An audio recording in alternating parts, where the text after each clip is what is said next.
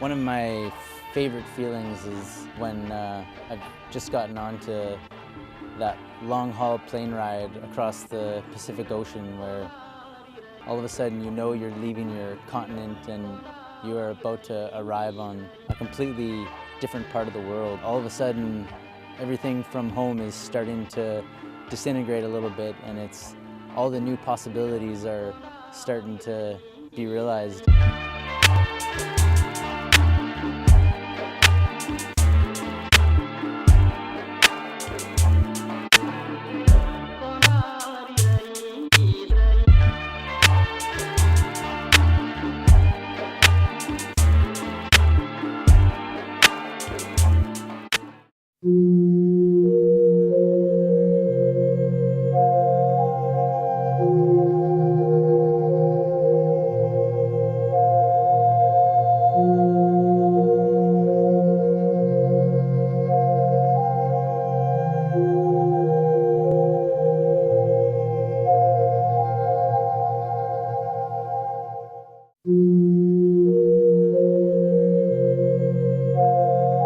Right now, this is like the final place, the final temple that we're visiting of this whole trip. And so we've been, it's been 3 days of filming, and finally somebody has noticed the big camera, and apparently we're supposed to get permission to film here, which we don't have. And we tried. We wrote them and they never wrote us back, so, we tried to get permission. But yeah, so we got kicked off the top of the temple, so now we're at the bottom of the temple filming, and I can see over there the security guard kind of looking down at us, but I think he just might be too lazy to come down here and get us, so we're good. I'm really happy that we got to come to Angkor Wat last, because it's kind of like one of the most astounding things in the trip. It kind of ends off with a bang. It's funny to me that Angkor Wat is not more famous in the West. A lot of people, they come out here and they have never heard of it before, but to me it's equally as amazing as the pyramids or the Great Wall. It's, there are these 1,100-year-old temples that are massive and architecturally just perfect. And there's so many of them, and it's one of those places where, like Egypt, where they would have had the entire city would have existed just to build these monuments to the king or to their gods. In this case, they were Hindu gods before, and then they changed to Buddhism. So it's another interesting thing is that you'll be seeing all these temples dedicated to Vishnu and Shiva, but then next to it is a Buddhist temple, and kind of an interesting way to see the transformation and the history of this place.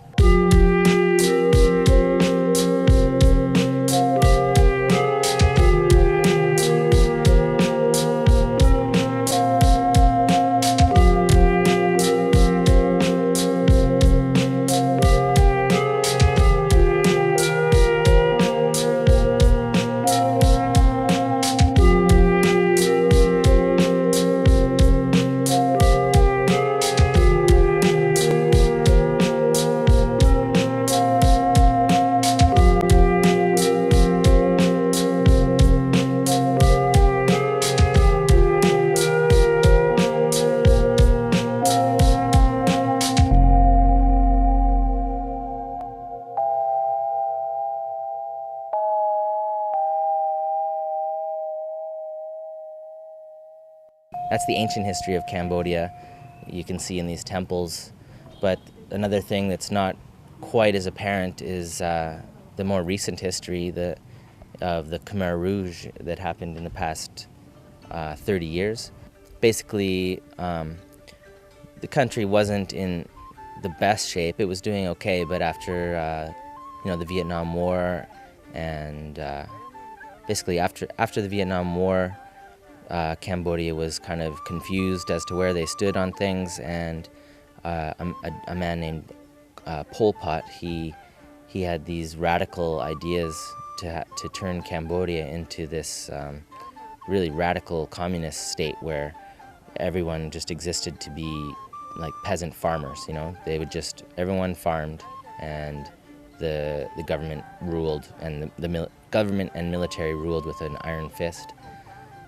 So what they did was they just attacked Phnom Penh, the capital. They overthrew the government, and then they started off with their experiment, which was to get rid of the social elite. So basically doctors, lawyers, teachers, anyone who's educated, and I've heard things like people who wore glasses, they were all taken and killed. Anybody who was not Cambodian, if you were, especially bad was Vietnamese. If you're Vietnamese, you were killed. They killed over 2 million people in about 6 years. If you weren't killed, you were forced to go into these work camps and just forced basically to be a slave. And basically you worked 16 hours a day, and you were fed like a bowl of rice gruel. And one of the weirdest things about it was that they were using children as the kind of the authoritarian figures, because children didn't have.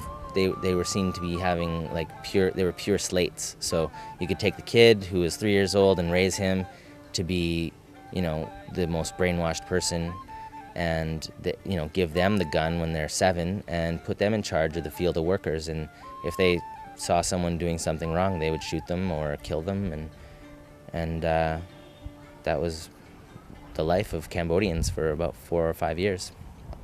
And then after the Khmer Rouge was defeated, the country was still in shambles. Khmer Rouge was still around for another 10, 15 years. And, it was a good 20 years of just chaos here. So it was only about, the end of the 90s where Khmer Rouge was totally gone. Pol Pot died, and it started to become safe to come here again. So, it's 2009. I think probably it's been less than 10 years that tourists have really felt safe to even come here.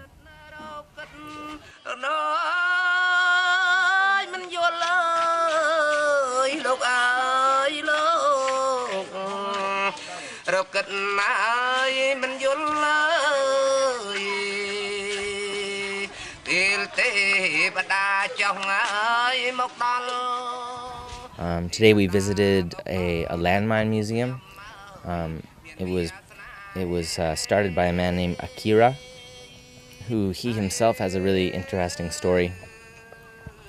He doesn't know his birthday, and he never met his parents. He says that they were killed before he was 5 by the Khmer Rouge, and then he was taken away by the Khmer Rouge when he was 8. So by the time he was 10 years old, he was fighting for the Khmer Rouge and laying landmines for them. He claims to have laid thousands and thousands of landmines. And then he says he escaped from the Khmer Rouge and went and fought for the Vietnamese, and then later on for the Cambodian army that was against the Khmer Rouge. So he spent the last, his teen years fighting against the Khmer Rouge. And then when everything ended, he started the Landmine Museum, and since then has dedicated his life to removing landmines. And he can remove sometimes he removes 600 in a day, but he says there's still thousands, if not millions, here.